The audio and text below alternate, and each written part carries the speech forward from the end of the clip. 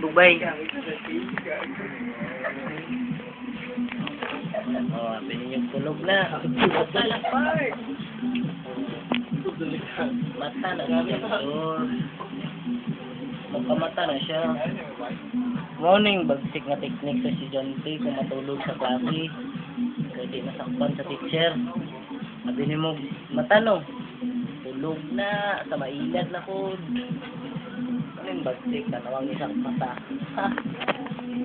Kung katulogon mo, sundan yung technique ni John Lor. Murag mata pero tulog.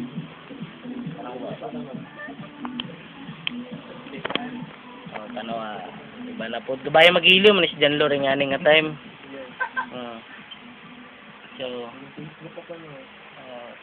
awa part. Basta maingon lang na ako morning technique sa estudyante kung gusto matulog sa klase. Dili alata na. Wala tulog. Okay, then na rock and roll.